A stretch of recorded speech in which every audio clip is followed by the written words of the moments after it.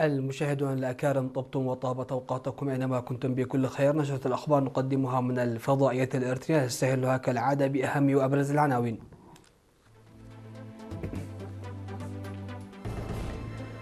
مهرجان الإريتريين في الولايات المتحدة يلتئم وسط أجواء وطنية مفعمة بالحيوية. تأهيل 495 معلمة لمرحلة ما قبل المدرسة في كلية حمل مال الزراعية. تجهيز عدد كافي من الشتول في مدينة ابن حيلي لضمان نجاح برامج التشجير.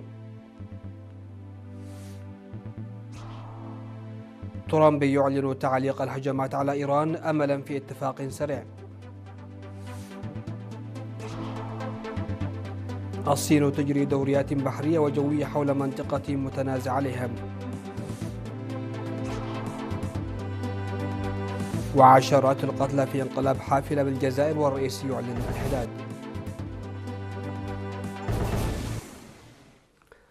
أهلا بكم. أقيم المهرجان السنوي 52 للإريتريين المقيمين في الولايات المتحدة تحت شعار صمودنا ضماننا في دالاس بولاية تكساس في الفترة من 31 من يوليو إلى 2 من أغسطس الجاري، وسط مشاركة واسعة وروح وطنية حماسية.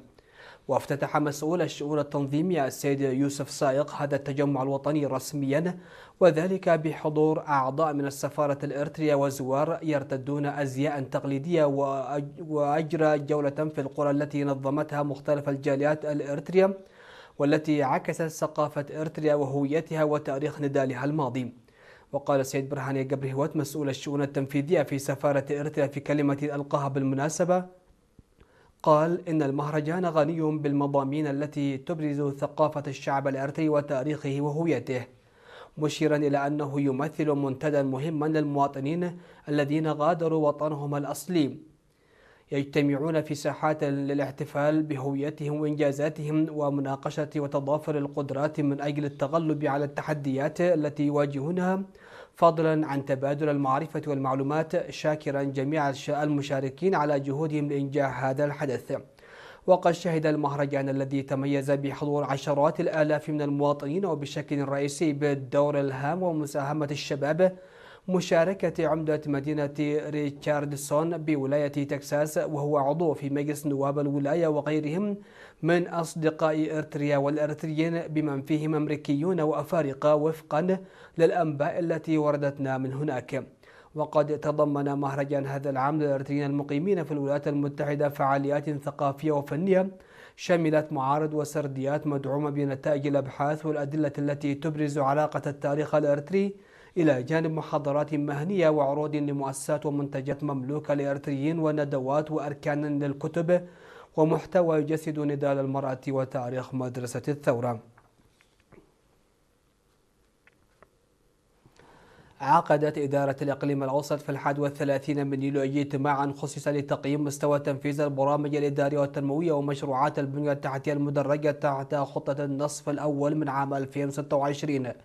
وأوضح المدير التنفيذي للإقليم السيد زرقيت ولد برهان أن الاجتماع ركز على متابعة المشروعات التي انطلقت في عام 2025 واستمر تنفيذها خلال عام 2026 بهدف الحفاظ على النجاحات المحققة ومعالجة أوجه القصور وضمان تنفيذ الخطط وفق الأهداف المرسومة.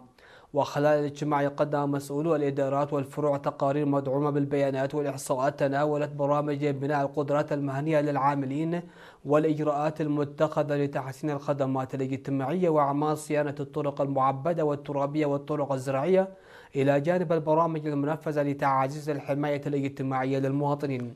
وأظهرت التقارير المقارنة بين عامي 2025 و 2026 تحقيق تقدم ملحوظ في عدد المنشآت الزراعية وأعمال البنية التحتية، حيث ارتفع تنفيذ السدود الزراعية بنسبة 48%، فيما سجلت المدرجات الحجرية زيادة بلغت 95%، في حين انخفض تنفيذ السدود الترابية بنسبة 72% مقارنة بالعام السابق. وعقب مناقشة التقارير شدد المشاركون على ضرورة إيلاء اهتمام أكبر لتوسيع وتحسين خدمات مياه الشرب والإسراع في صيانة شبكات المياه النظيفة والصرف الصحي المتضررة، إضافة إلى مواصلة أعمال صيانة الطرق المعبدة والترابية بما يسهم في تحسين الخدمات الأساسية للمواطنين. وفي ختام الاجتماع أكد وزير الحكومات المحلية السفير عبد الله موسى أهمية تنفيذ الخطط التنموية وفق الجداول الزمنية المحددة، داعيا إلى الاستفادة من الملاحظات والتوصيات المطروحة لتعزيز كفاءة التنفيذ وتحقيق الأهداف التنموية المنشودة في الإقليم الأوسط. تم تخريج 495 معلمة لمرحلة ما قبل المدرسة من إقليمي عنسبة وشمال البحر الأحمر، ممن خضعن لتدريب استمر لأكثر من شهر، كما تم تكريم 61 معلمة متميزة. وفي حفل الختام الذي أقيم في كلية أحمد المال الزراعية في الأول من أغسطس، تمت الإشارة إلى أن المتدربات تلقين تدريبا لمرحلة ما قبل المدرسة باللغات التجرينية والعربية والبلين. منسق التدريب من قسم البحوث وتنمية الموارد البشرية السيد داوود كفليسوس قال أن هذا التدريب يعد استمرارا للتدريبات التي أجريت منذ العام الماضي، مشيرا إلى أن مرحلة ما قبل المدرسة هي الركيزة والمسار والأساس للتميز التعليمي، مؤكدا أنه يجري العمل على ذلك بجهد أكبر.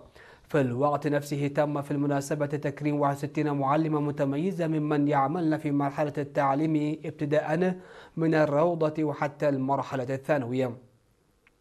وقد تم اختيار المكرمات من جميع أنحاء إقليم عنسبة، وأوضح أن الغرض من التكريم هو زيادة اهتمامهن بعملهن وبث الغيرة المقدسة في نفوس الآخرين.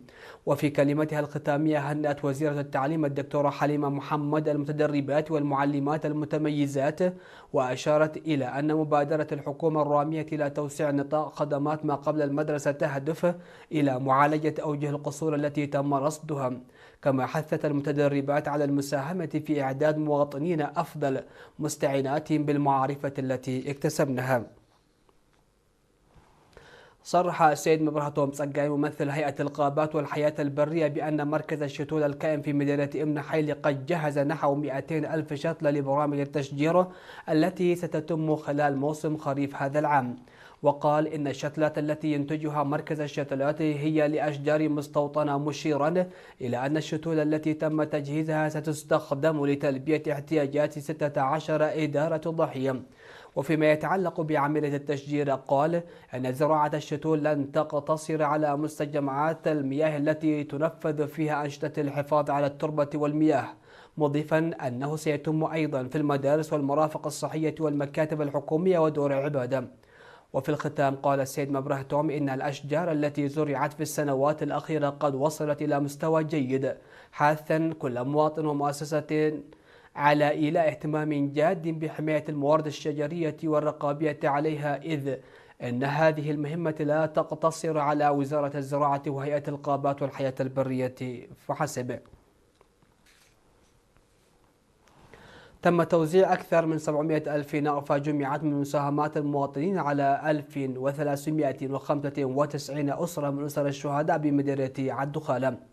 وأوضحت سكرتيرة الجبهة الشعبية للديمقراطية والعدالة في المديرية السيدة نبيات بهلبي أن المبلغ تم جمعه من سكان 22 إدارة ضاحية، مؤكدة أن المجتمع يواصل أيضا تقديم الدعم العمالي لأسر الشهداء خلال مواسم الحراثة والزراعة، وأن هذه المبادرات ستستمر بصورة منتظمة.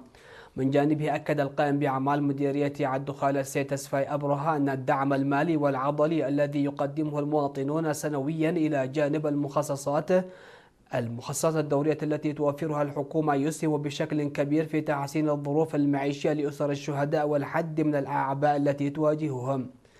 وفي سياق متصل، أفادت وكالة الأنباء الإرترية بأن موظفي الخدمة المدنية في مدينة صرنا قدموا 42 ألف نغفة، وتم توزيعها على 7 أسر من أسر الشهداء.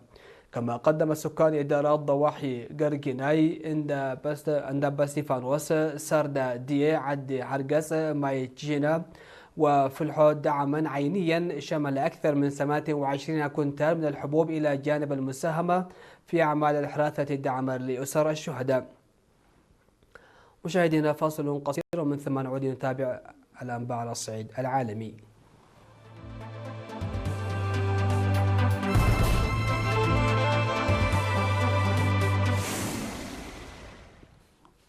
أهلا بكم. على الصعيد العالمي، قال الرئيس الأمريكي دونالد ترامب إنه سيرجئ شن هجوم جديد على إيران طالما أمكن التوصل سريعا إلى اتفاق لوقف طموحات إيران النووية وإعادة فتح مضيق هرمز. وكتب ترامب على منصة تروث سوشيال أن إيران ودول أخرى في الشرق الأوسط طلبت مهلة لإتمام اتفاق من شأنها أن يؤدي إلى إعادة فتح المضيق بشكل فوري وكامل وشامل وإنهاء التهديد النووي الإيراني. يأتي ما بدا أنه خفض للتصعيد من جانب ترامب بعد أيام من تهديدات متبادلة بين الطرفين بشن هجمات جديدة، ويعد ذلك أحدث منعطف في الحرب التي شنتها الولايات المتحدة وإسرائيل قبل 5 أشهر، واتسع نطاق الهجمات عبر منطقة الخليج إلى البحر الأحمر وحتى ميناء دمياط المصري على البحر المتوسط. وذكرت وكالة مهر الإيرانية الشبه الرسمية للأنباء أن مسؤولين عسكريين إيرانيين لم تذكر أسماءهم نفوا ما قاله ترامب عن أن طهران سعت إلى وقف الهجمات، ووصفوا حديثه بأنه كذبة جديدة هدفها ممارسة ضغوط على دول الخليج العربية.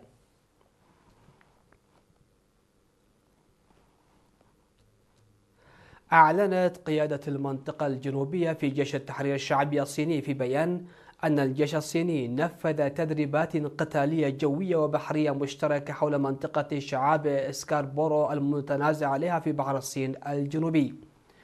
ووصف الجيش الصيني المناورات بأنها رد ضروري على تصرفات دول معينة، قال إنها تقوض السلام والاستقرار في المنطقة. ولم يذكر البيان أي دولة، لكن الفلبين تطالب أيضا بالسيادة على شعاب سكاربورو، ولم ترد السفارة الفلبينية في بكين بعد على طلب التعليق على التدريبات العسكرية الصينية. وقال الجيش الصيني إن المناورات استهدفت اختبار وتحسين الجاهزية القتالية لقواته للدفاع عن السيادة الوطنية والحقوق والمصالح البحرية للصين.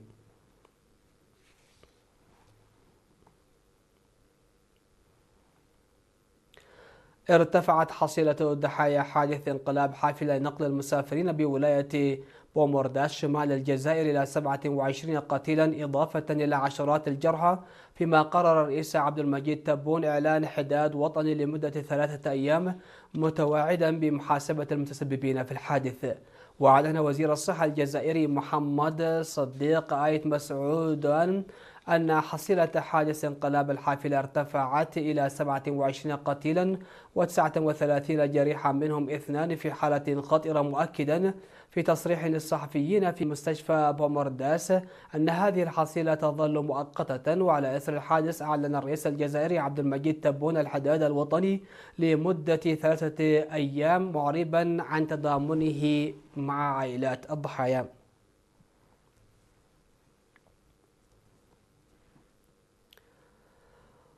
مشاهدينا الأكارم، بهذا نكون قد وصلنا إلى نهاية النشرة، لكن قبل ذلك إليكم أبرز ما جاء فيها.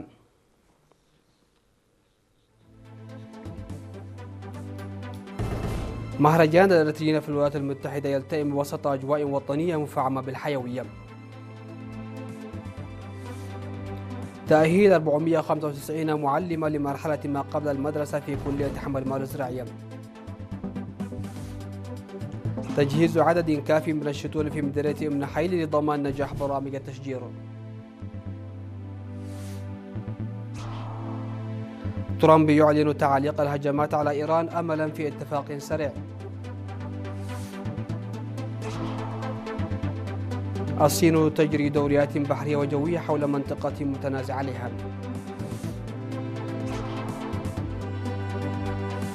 عشرات القتلى في انقلاب حافلة بالجزائر والرئيس يعلن الحداد. مشاهدينا الأكارم، هكذا انتهت نشرة هذا المساء. شكرا لحسن الإسماع والمتابعة، والسلام عليكم ورحمة الله.